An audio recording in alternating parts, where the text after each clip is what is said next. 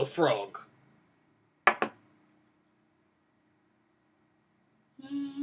Hey there, G3XE here. Today I'm doing a video about Annihilation, The Ritual. Two different movies connecting the dots. I don't normally watch a lot of movies. I'll see, movies every now and again, but and I especially don't really go to theaters, but I really wanted to see Annihilation. And I was not disappointed at all. I had also previously watched The Ritual, a movie. It's a Netflix original, and was also blown away by that.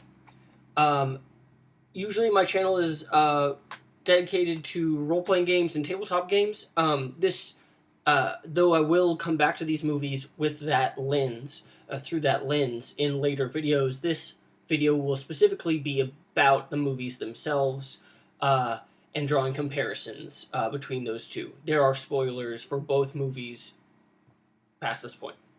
So what do Annihilation and The Ritual have in common? I would posit that it is strong elements of Lovecraftian horror.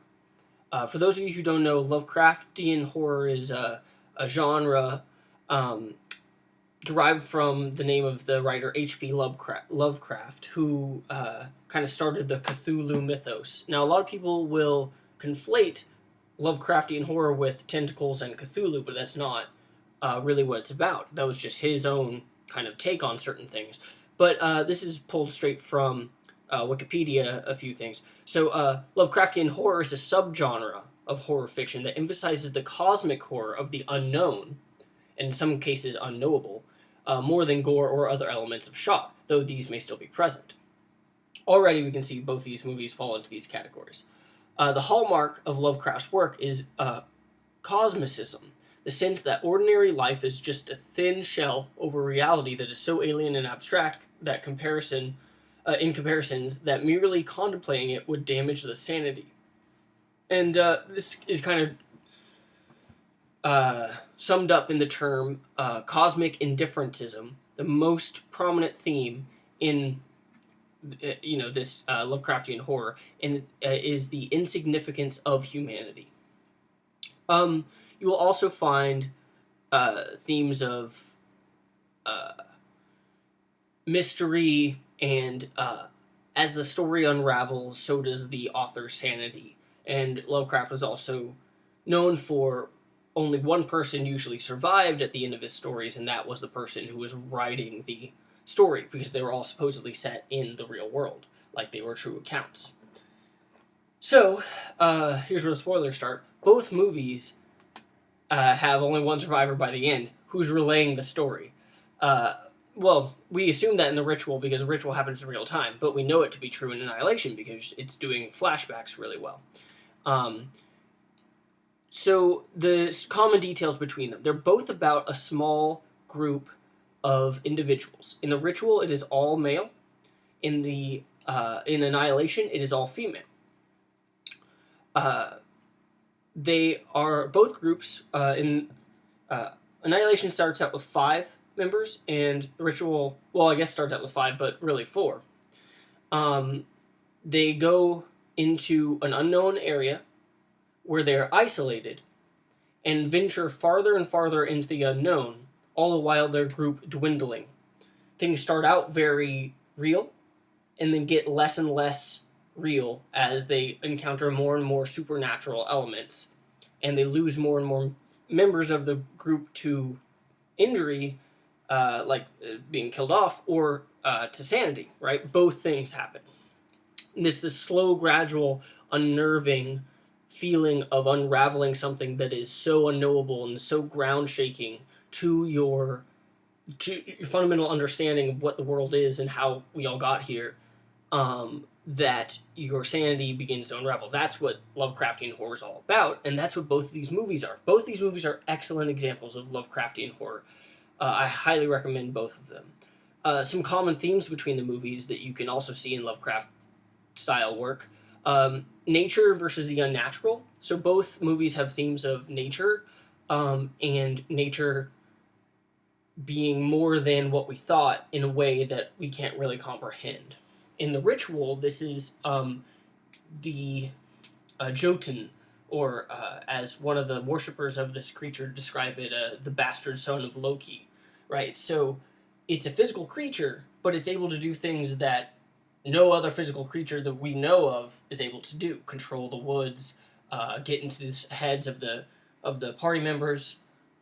Also, the mere fact that it supposedly, although we're not sure if we can believe the cultist lady, if its origins are true, that calls into questions. Well, does that mean that the Nordic gods are real? Does that mean what does all this mean about our own understanding of the natural world? So that clash between the natural and the unnatural. In Annihilation, this theme is extremely prevalent within the mutations that occur more more and more severe as the group goes into the Shimmer. So the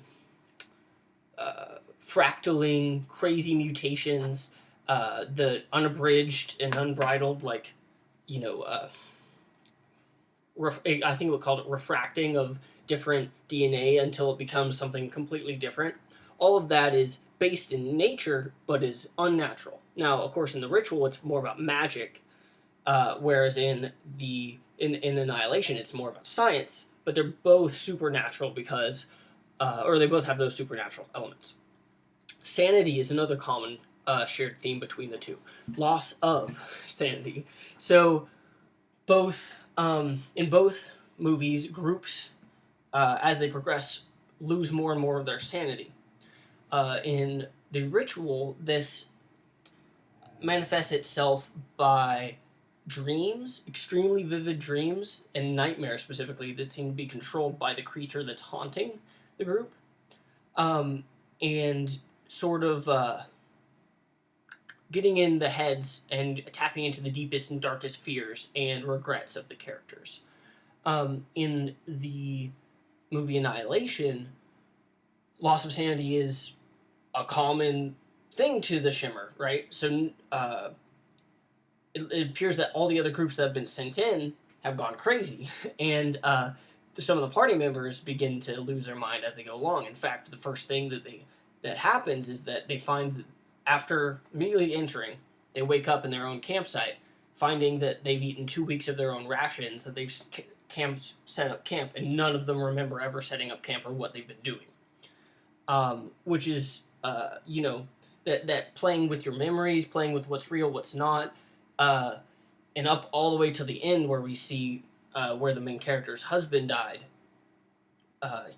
His creepy monologue about my flesh is liquid, my mind has become untethered, and he's like, who am I? Who are you? Are you me? And we later see that it's a copy of him, right? Like the cells splitting. So sanity is a huge theme in Annihilation as well. A third shared theme: personal strength and willpower. This ties into how those characters deal with it. So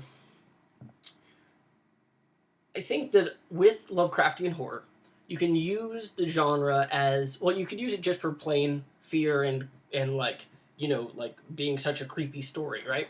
Like a horror subgenre. But I also think, especially if you're doing it for Hollywood, Hollywood usually wants to teach a moral to the story, right? And you could use Lovecraftian fiction through that lens to tell stories about personal strength and who you are as a person is defined by how you change and how you act when in conflict, right? When you're tested in turbulent times.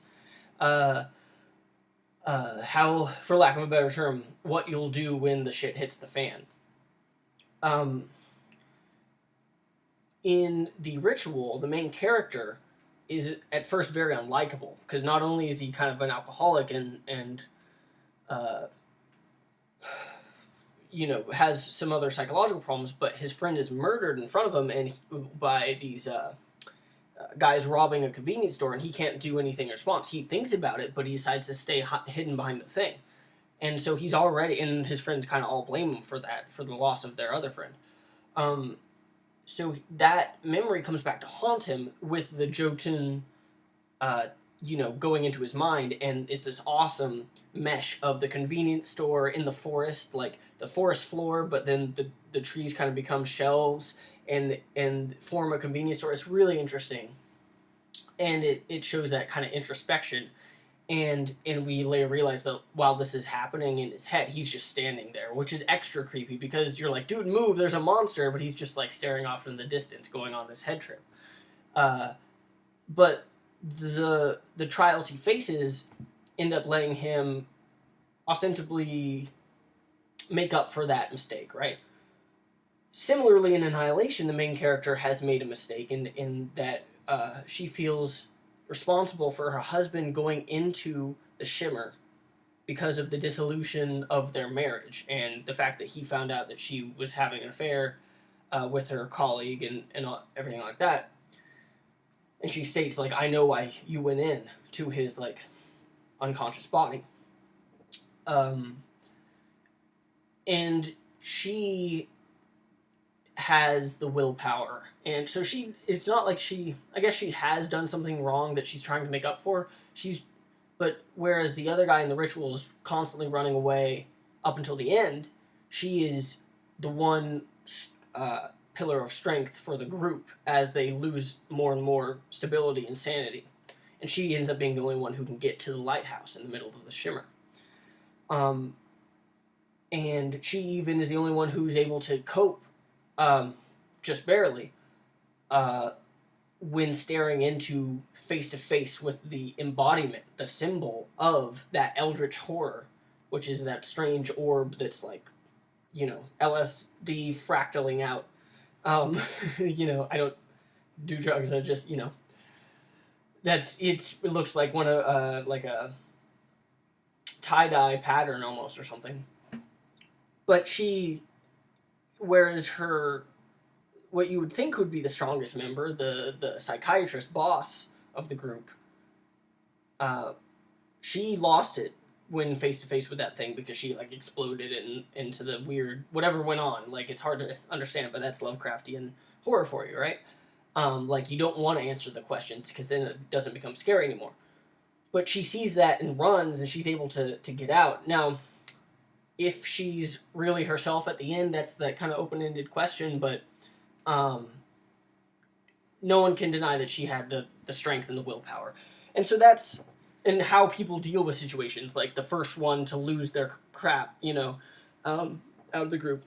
Common themes throughout the thing. So that's my video connecting the dots between these two movies. I find it interesting they came out at the same time, although, of course, they probably had nothing to do with each other. But I want to see more movies like this. I love Craftian horror. Because when it's put into film form, it can just be so good.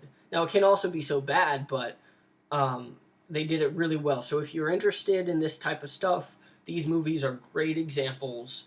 If you're interested in playing the Call of Cthulhu role-playing game, these movies will give you great examples of what adventures should look like, what a party should look like, and how interactions and problems they face might play out.